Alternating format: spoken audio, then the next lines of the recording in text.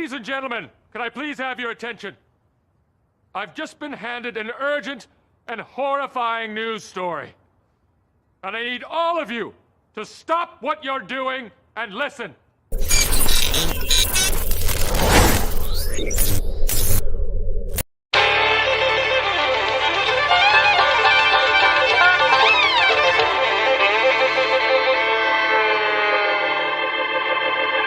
Well, we're coming to your city.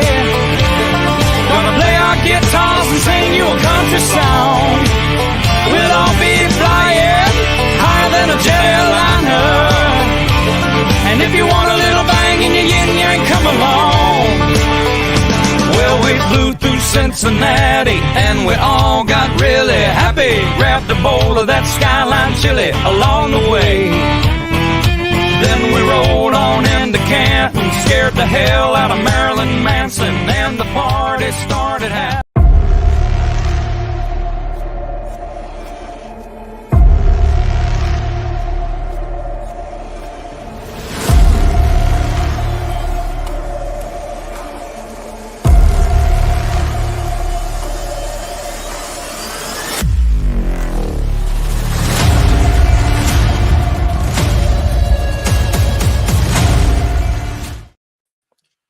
Welcome, ladies and gentlemen, to another edition of Inside the Walls Podcast, episode 161, season 3 finale.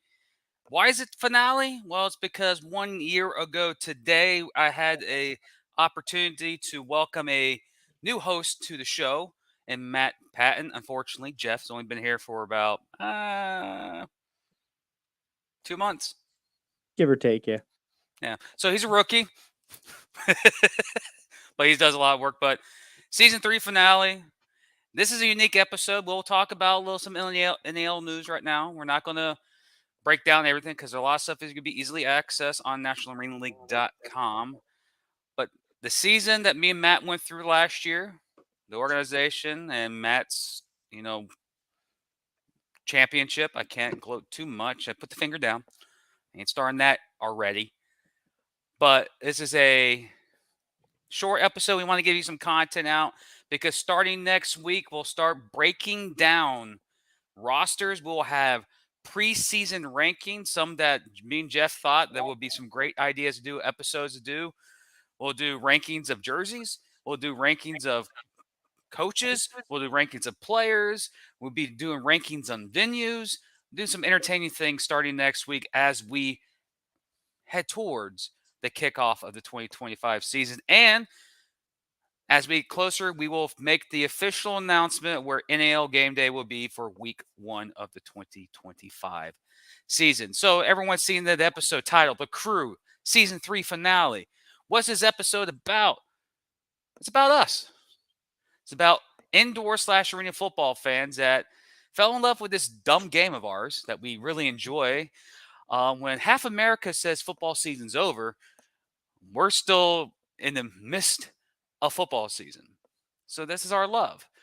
We're so dedicated that when we play Madden, we don't play with NFL teams. That's how dedicated we are. And yeah, a little plug. If you want to get some NAL teams, message Matt and he'll direct you to some of the Creative Commons sections of Madden so you can play with your favorite NAL team in Madden. So, gents, season 3 finale. I know Jeff's just got here 2 months, but me and Jeff have worked for about a year now with Willie Miners. So a little joint. Season finale. How are we doing on this lovely October 3rd? Apparently that's trending today for some odd reason for TikTok and Instagram. I don't get it, but okay. So let me bridge the gap. It's trends. And I know this because of my wife. I have my wife to thank for this. It's a Mean Girls reference. It has to do with the movie Mean Girls. Oh. So it's he asked me what day it was and it's October 3rd. It's a Mean Girls reference.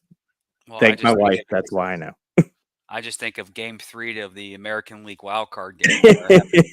No, that's October 3rd. Yeah, well,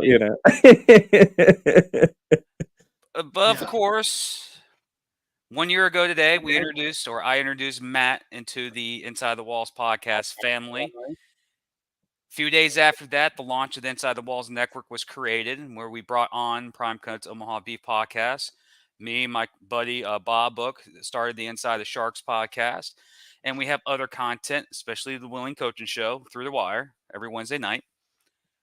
And we created this network of things, but dedicated to the league of the National Arena League. Strange year there, Matt. A lot of ups and downs. A lot of, not really for you, because you were up on high all year long. Yeah, I mean, it was still kind of a roller coaster, though. I mean, if you think about it, because the schedule came out and then it changed, and then it changed again, and then some things got moved around, and we had to move things around with our episodes and all that stuff. But of course, obviously, it was a fun season for us here in Omaha. But yeah, I mean, it was just kind of interesting because we started with the North Texas Bulls in there. We started with the Topeka Tropics. We started with the Oklahoma Flying Aces, and we ended with only 5 teams instead of the 8. And so, yeah, it was just a unique season, but it was a lot of fun. I mean, the games outside of the ones that I attended in Omaha, the ones I watched were awesome. I mean, like a lot of them were really competitive. Even the ones that seemed like they were like, blowouts or seemed like one team was pulling away, they were still competitive, I thought. So, well, if you got to look at it this way, we had the most competitive championship game of all 3 leagues. Our game came down to the final play. Exciting overtime. Players literally in the freaking benches, like barely can move. Omaha found the will to win the way to win the game.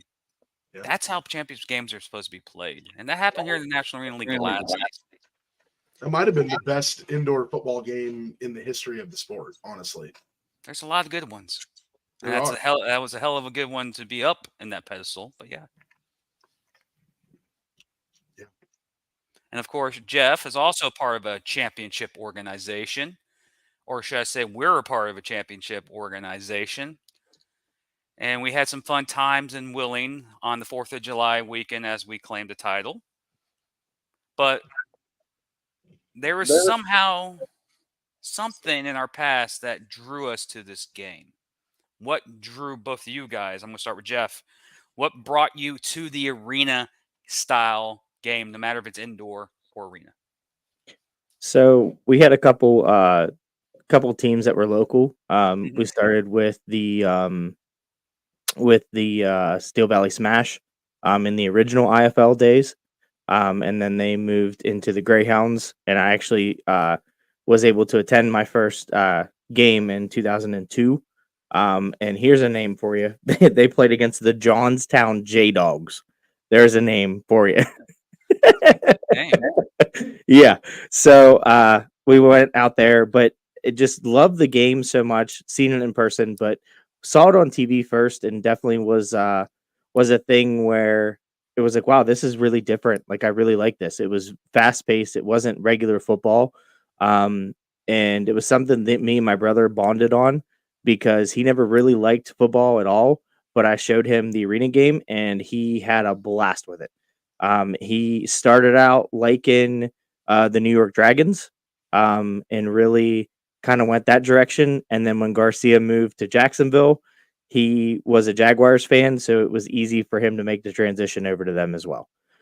So somebody in your wheelhouse there, Jim. But no, it's just one of those things where it was cool, because growing up as a little kid, it was one of those things that, wait a minute, we get to go hang out with these guys after the game. Like, we get to go on the field.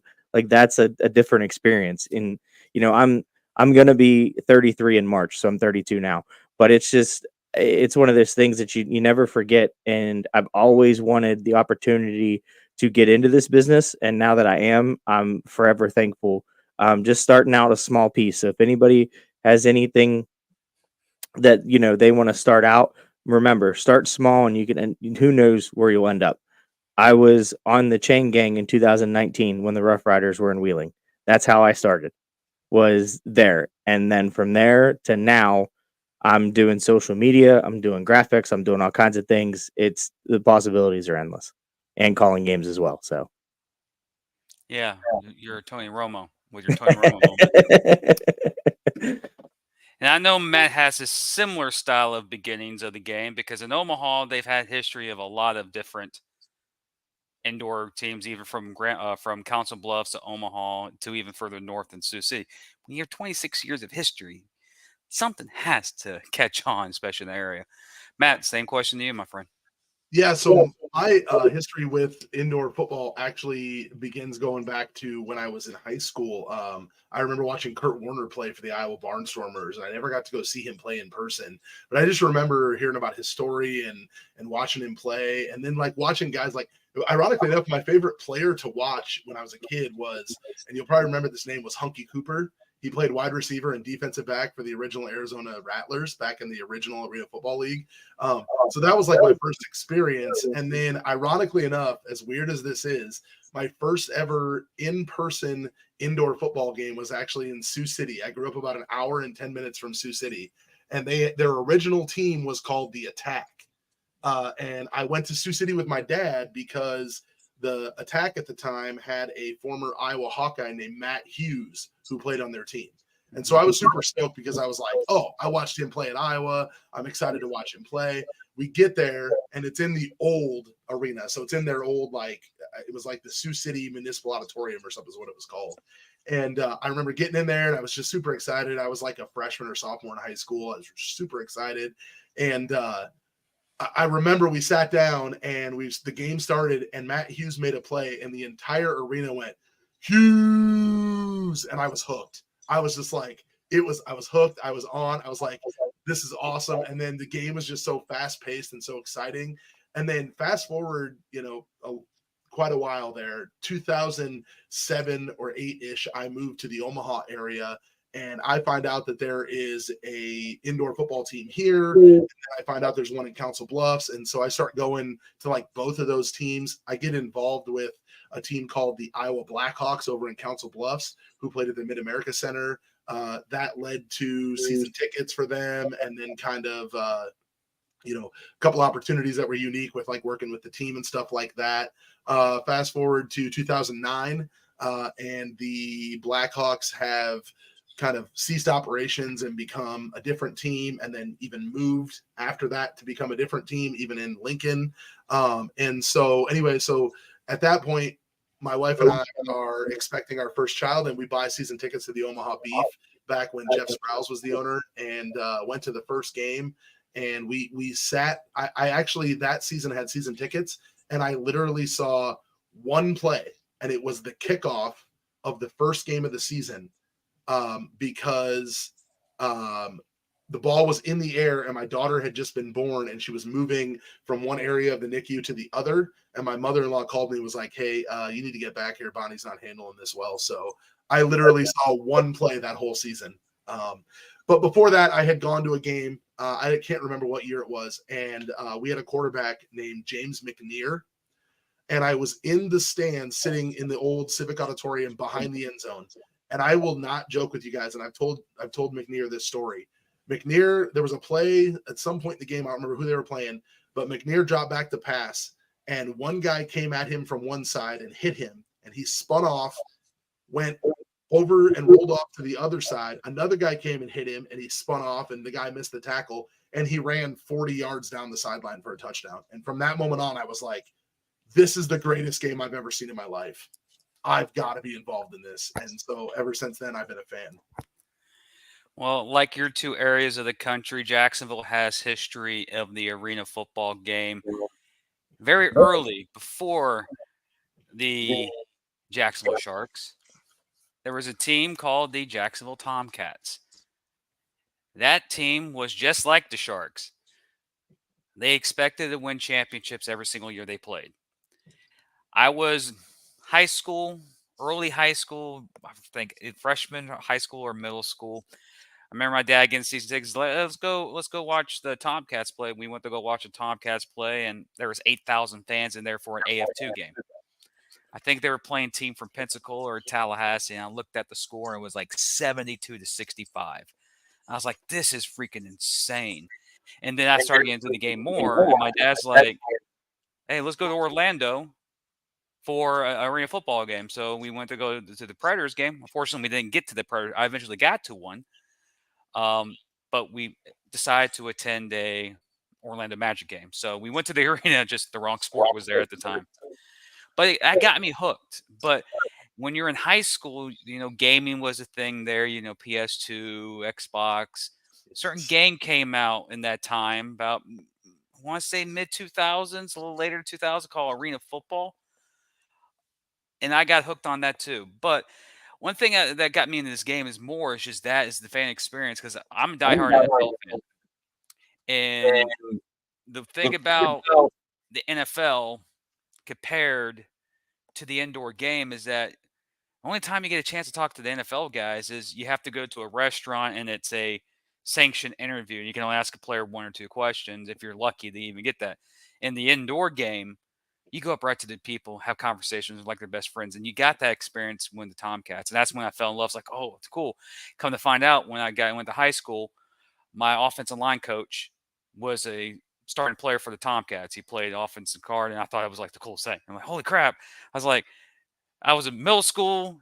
Now he's my offensive line coach, and different from meeting me on the field during the post game to coach me in high school. Completely different, complete 180.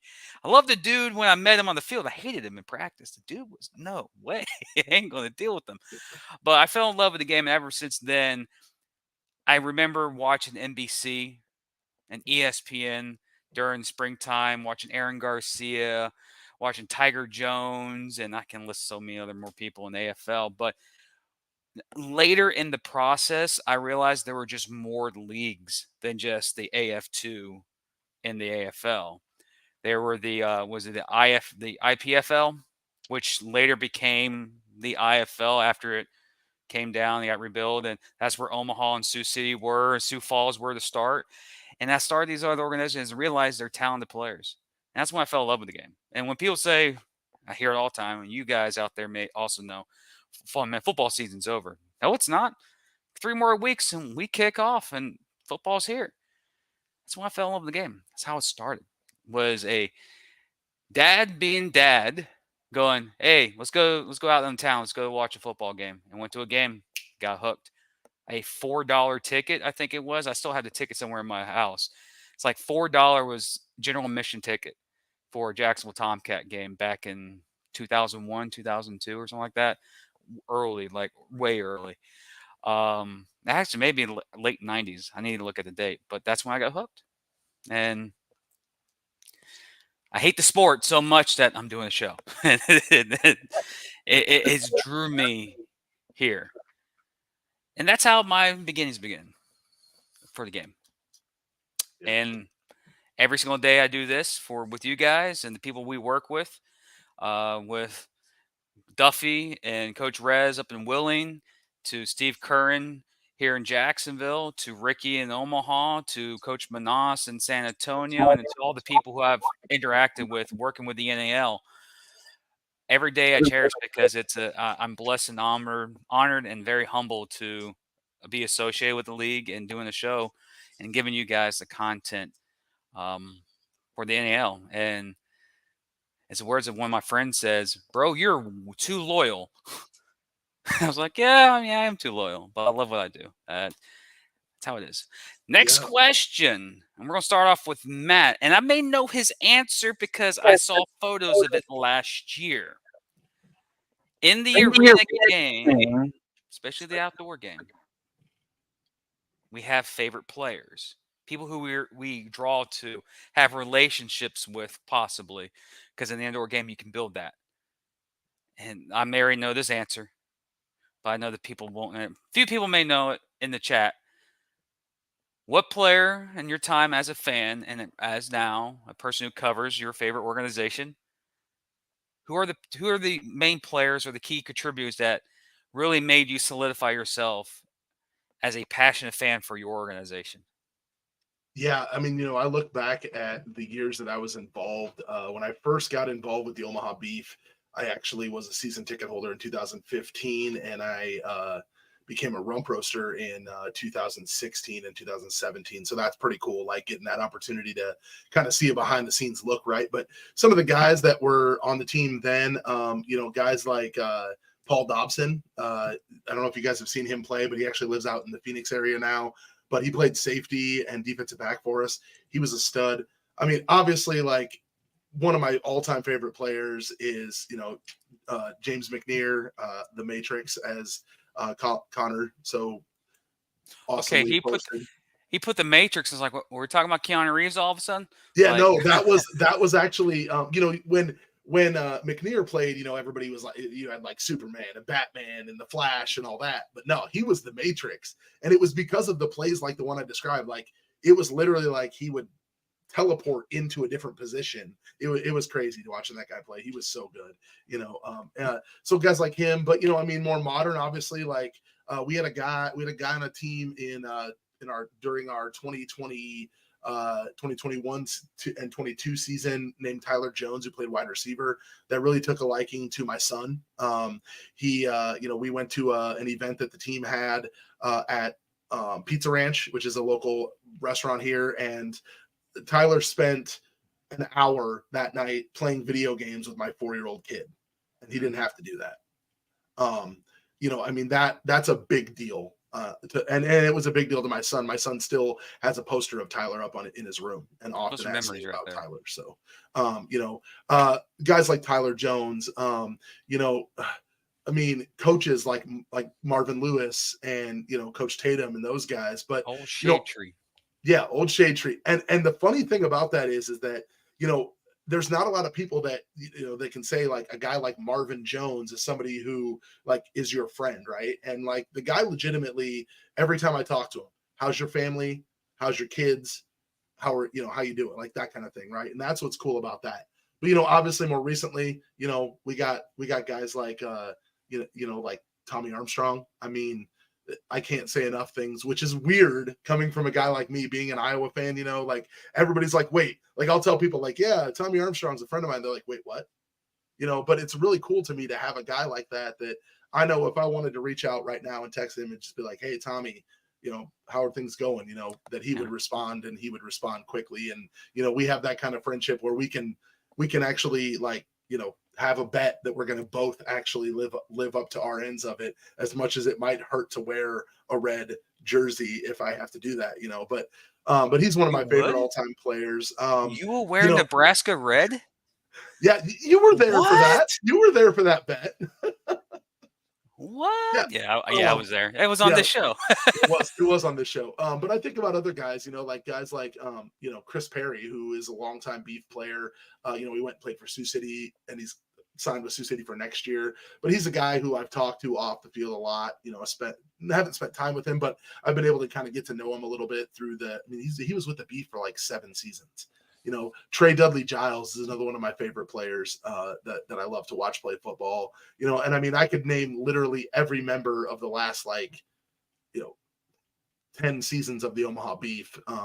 Another guy that I feel like I have to shout out to is a guy named Eddie Hamilton. Played defensive end for us during our first championship season, and just a really fun guy. A lot of talent in him, and just a guy that I still actually talk to this day, even though he hasn't been with the Omaha Beef for a couple of seasons. So those are some of my favorite guys.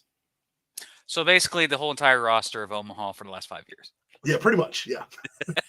Shout out to my guys with the Omaha Beef for the last 5 years. Yeah. Hey, it happens. Jeff, I know you have history, and I know there's a couple guys right now in Willing that would, even I was there, I could tell there was a connection between you and the player I won't mention, but I think I know one of them. I think he's certain somebody decided to go to Honolulu for a wedding right before the championship game. But what type of players? Yes, Matt, that's the answer. He's muted. Mike's muted. Here we go again with the mic muted. Yeah, your mic's muted.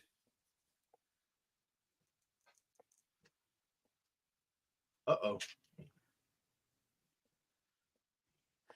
Please stand by.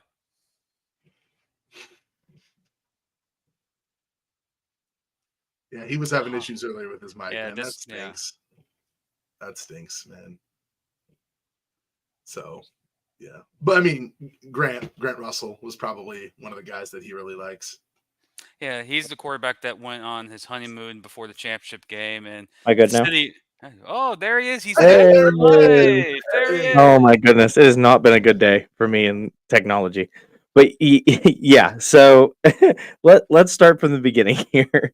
So, uh, growing up watching the Arena League and everything, Will Pettis was a monster and a great person for me to really. I was very undersized and still are to this day myself, but just to see him play in Dallas and then obviously his quarterback, um, arena legend, Clint Dodzel. I mean, oh my goodness, could watch that guy just throw all day long. And then I'm getting to be involved with the teams, getting to know guys like Larry Beavers Jr. What a heck of a guy he is. And then becoming absolute awesome friends with Anthony Prevost, who played with the Rough Riders and then with the Miners this coming year. Sledgehammer. Yeah, yeah. And then yeah, Grant Russell. I mean, my goodness, him and I just watching him play, um, being close to Ohio, watching him play in Columbus and see, the things that he was able to do and just the straight leader that he is, just we both just gravitate towards each other. It reminds me of a lot of Matt and Tommy's relationship where it just kind of happened very quickly, but it seems like one of those ones that is been around for a long time. But Coach Rez said it best this past year. These guys, they are very tight knit team, Yeah, and they were. They very were, and I could really name everybody off of this year's roster.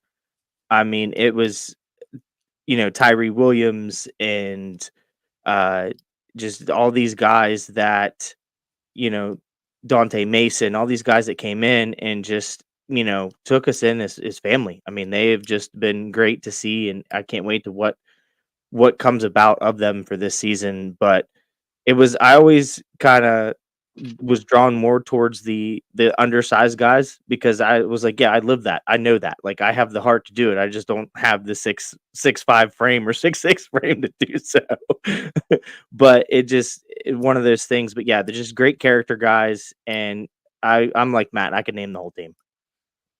you basically just described why Madden and NCAA football was created for Exactly. a And then bunch you of make us fun of me when you undersized do guys like it. 6'5". Actual height in real life, 5'6". So you had another 10 inches. Uh, but yeah, I went up there. I'm willing. I know I've seen how that team interacted with each other. I can tell the chemistry and the opportunity that we did past year with Through the Wire. When I got up there, everyone was like, "Hey Jim, how are you doing?" Shaking hands with me, like, what, like I'm like, I don't live up here. How do they know? And then it dawns on you, like you do a show. That's why they know Yeah. you. But Who again, are some of your favorite players, Jim? mine, let's see. Here comes the Jacksonville Shark. You just made the list. I have a long list of favorite players, very long list. But the noticeable ones, especially in recent years, are two individuals that, well, three. Uh, a kicker, yeah, guy show kickers love. Uh, and I'll still say to this day, he's the best kicker in the arena game. He played a stint for half the season with Jacksonville and his entire season with the Carolina Cobras, and that's Didier Weber. Very humble dude, very humble start. And dude knows how to kick deuces like crazy. Uh, I got close to a lot of Shark players here in Jacksonville, but the three most ones that for me are David Gilbert and Justin Renfro. Me and my buddy Bob Book, we had a relationship with them with a fan group that we have. Some big SOBs you do not want to mess with, and if you decide to put some pads on because they can pick you up and move you to the side. Very humble dudes, especially Justin Renfro. But there are so many guys that I interacted with at the time. Devin Wilson, Stoshak, and of course quarterback Sam Castronova is another one. But he's more of an NAL type of guy. doing this show right here with Inside the Walls podcast, I interact with a lot of players from multiple teams. I can name the entire NAL if I wanted to. But the people that really got me was the guys who I know recently: Diva Weber, Justin Renfro, Gilbert, Sam Castronova. To go down the list, head coaches, especially head coaches, Tom Manas, Coach Resinalo, Jason Gibson, Brandon Negron from Carolina. I always say this: the reason why I love this game is the relations I have with people. I gotta give a shout out to the owners too, the people who I work with, Ricky, Yeah. Curran, Chris Duffy, Yeah, the commissioner himself, Walking Horse. I have so many players and coaches and everything. This show will not exist without those dudes. No one's watching me do podcast. They come to watch our show with the guys who we represent to give them time and spotlight. So my success with this show is because of them, not because of me. I'm not here to flex on TV ratings or YouTube ratings, whatever. I'm not. I hear because I love the sport. Yeah, 100, and I 100%. I can't echo that sentiment enough. I mean, Ricky, to give me the platform that he gave me to, represent his team and his brand and be able to do the thing. Like, if you would have told me it 3 years ago that I would be hosting a podcast and going into my third season of hosting a podcast, and also being able to help with the coaches show and, all the things that I get to do with the organization. You talked about it earlier, how I tell people all the time, why do I love indoor football? Why do I love the Omaha Beef so much? Why are the Omaha Beef my favorite professional football team, hands down, over any other professional football team? Because I can't just go to the offices in Green Bay, Wisconsin and go, hey, Matt LaFleur, how are you today? Or you can, if you wanted to. You just you'd be like, come with me, sir. Here's the exit. Get out of the building. Right. But welcomed by name and known who I am. You know what I mean? That's the thing. And we talk a lot with the Omaha Beef about being a beef family. And that's what it's like. That's what it's like being a part of the Beef, is whether you're just a fan or you're, a member of the team. It's like a family. So. Jeff? No, I mean, I just echo, what Matt's saying. It's one of those things where I like I said, I never would have thought that, in 2019 we had the season that we did, and then there's no team anymore. So I'm like, man, what am I going to do with no football in the area? And I really was trying to get into the business. So it was one of those things what do I do? What do I do? And then Coach Rez gets a hold of me and, says, hey, we're bringing a team into town. So it was just a launching pad from there to get back into things and, I started doing some graphic design around then, did some things, and then really just elevated my game and really, showed the owners and Coach Rez and them, what I can do.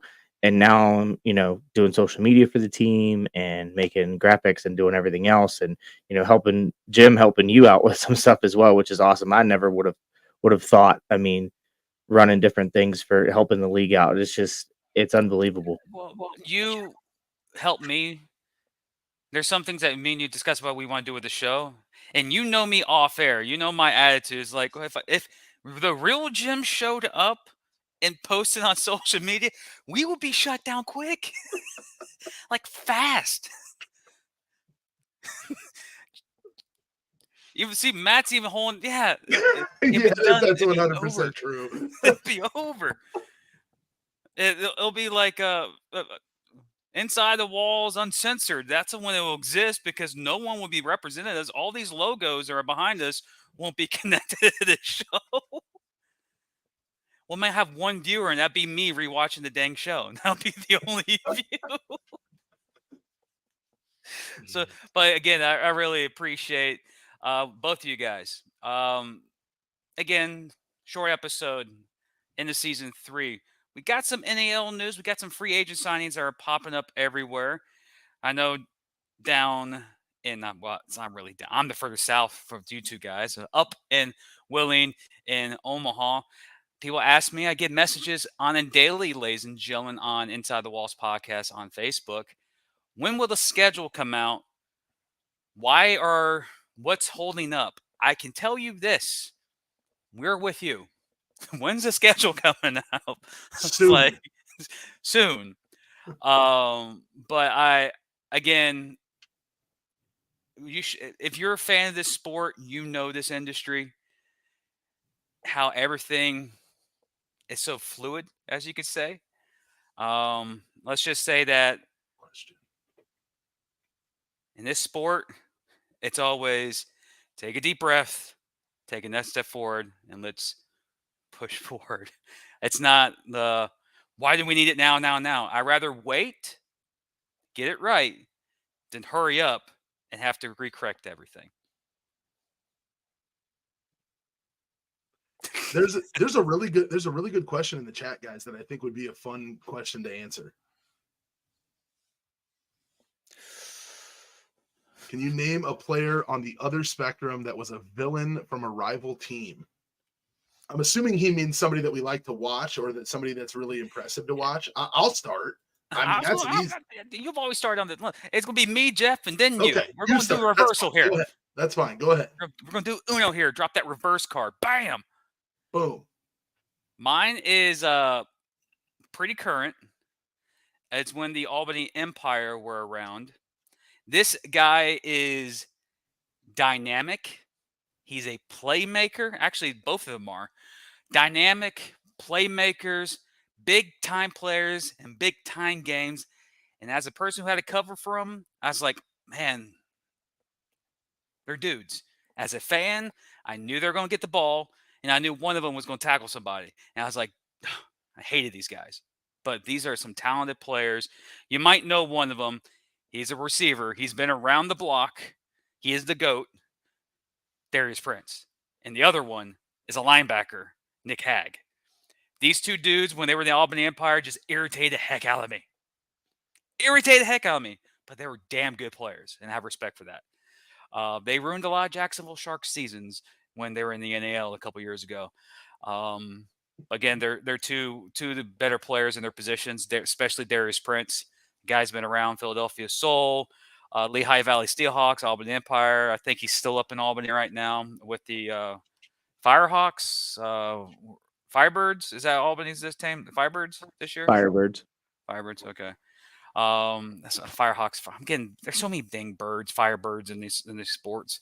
But those are the two dudes, Darius Prince and Nick Hag, for me. Now to go throwback, like throwback. Jeff mentioned them already. I hated Clint Dozell. Dude was like Brett Favre for the Arena League. You couldn't he'd just throw his hand up and touchdown. I'm like, well, screw this. It was him. And of course, I think he almost did. He win 3 Arena Bowls or 2 in Philly? He's got 2. He should have had the 3rd. He has 2. He was with loaded teams. Those Yeah. receiving corps were loaded. Micah Jones, Yeah. Darius Prince. I can name more. Yeah, I can name. Jeff, who are your villains? Well, one of them I actually ended up seeing twice. Was Cologne.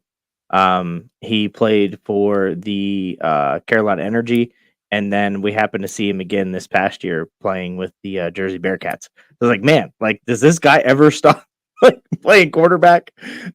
Like, man, but he was one. Like everybody plays. Yeah, like for the Jersey Bearcats. Like yeah, everybody came out of there.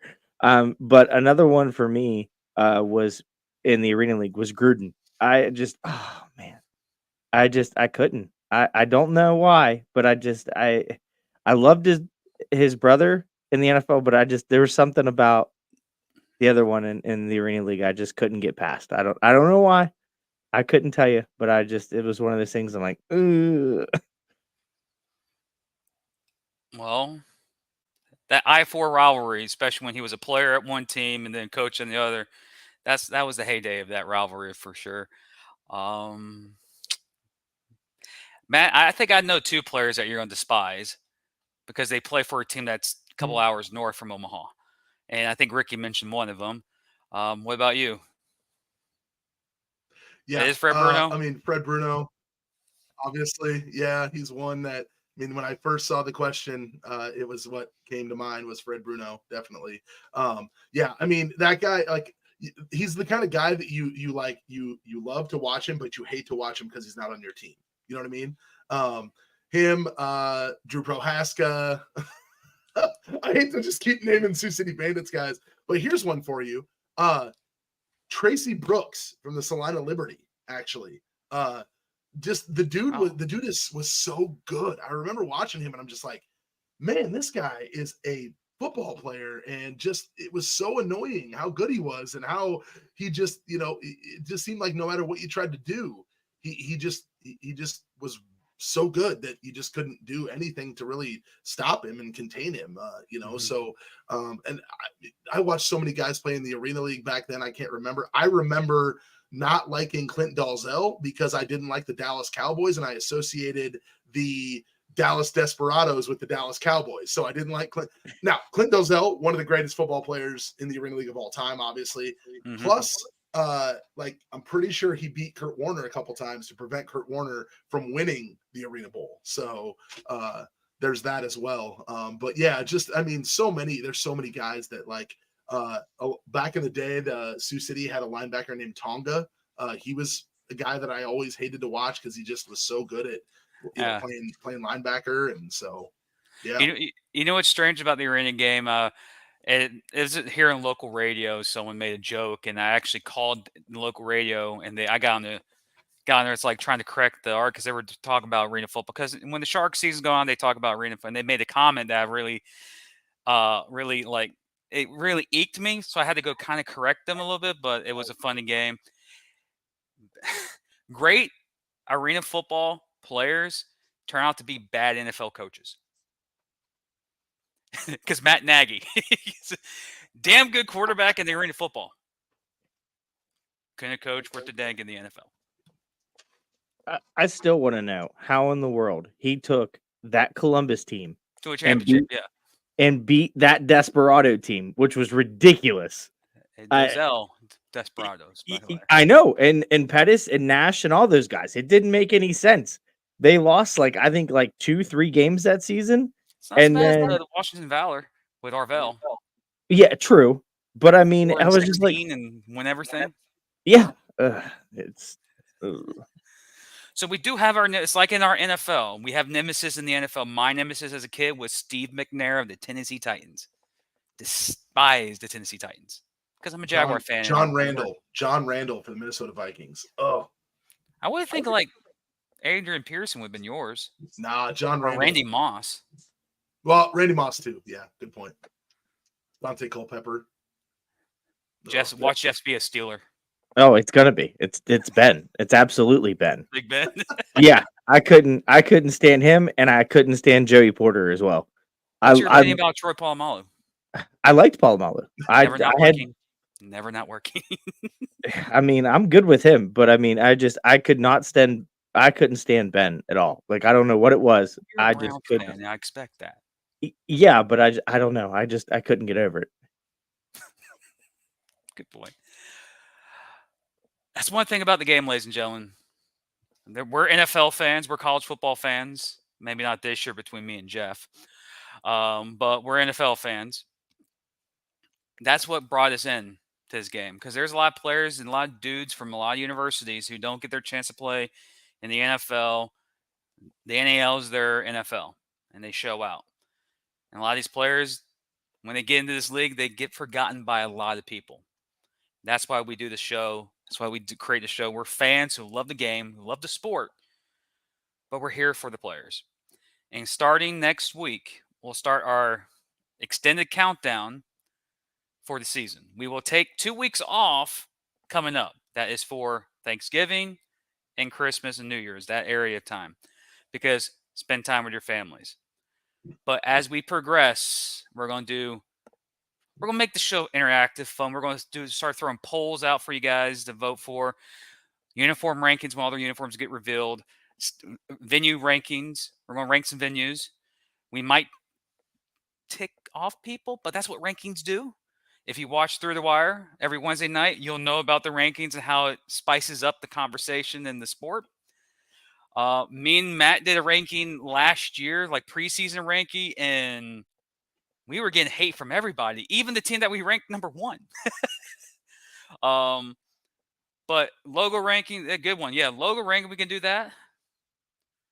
The number 1 logo is here on the bottom left side of your screen, ladies and gentlemen, Inside the Walls podcast. That's the number 1 logo. I'm just going to say that. It's going to be 1 and near second. I don't know. But yeah, we'll do a logo ranking. Probably logo right ranking. Probably right above it on that orange helmet. I don't know. You might have some. Are you talking about the West Virginia yellow logo right there, or right here? No, the one that's on that you can't see on that orange helmet. Oh, I don't know what orange helmet you're talking about. But we'll do some rankings. We'll make it entertaining for each episode. Starting next week, we will start getting players, people who have signed with teams, quarterbacks. We will try to get Grant Russell on here. We'll try to get Whitaker from Colorado. We'll get coaches. We'll get owners. We'll start getting more in depth with more organizations as we get down, because we got 12 organizations and we want to give each team their own individual show to promote, to get time in the spotlight, and get players to you so you get to know more about the organizations themselves.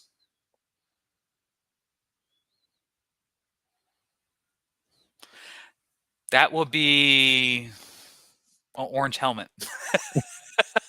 Old orange helmet.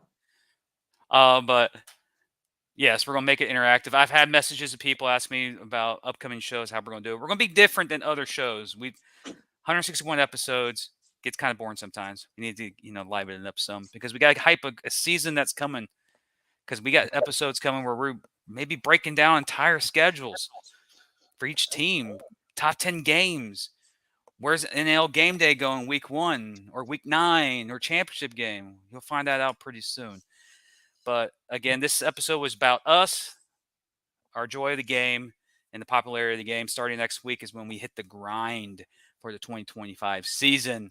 Come take some stress off, and come enjoy some Inside Walls podcast. Jeff, any final words? No, it was a fun episode. I'm glad we got to do this and kind of reflect a little bit on our past and, the great game that we like to cover. How to do it? We one of those things yet? Yeah. Matt, final words.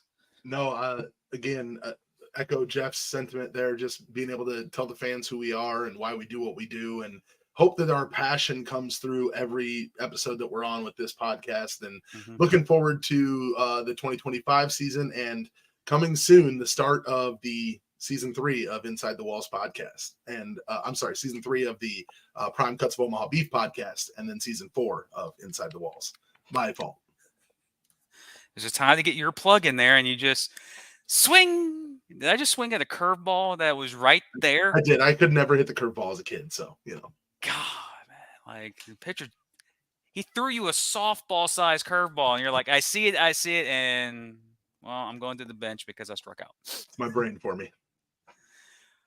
Well, ladies and gentlemen, appreciate the love and respect, the dedication, what you guys have done to get this podcast to episode 161. Without you guys, we won't be 161 episodes in. Season 4 starts next week. And later in the week, we'll announce what we're going to do. Maybe a player. We'll start popping around the NAL, get some players, because we got some talented dudes all around this league, and they need a chance to express themselves to the masses here in the National Arena League. Again, I'm very humbled. The people who I work with on multiple shows in different leagues, without them, without you guys who are watching us tonight, none of this can happen. Be well, be safe, be kind. Oh, Alan put this is not really a plug-in.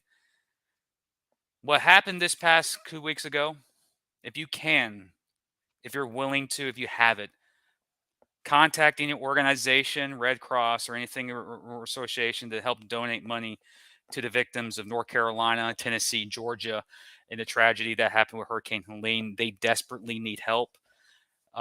Go through any organizations that you trust. I'm not going to promote the organization.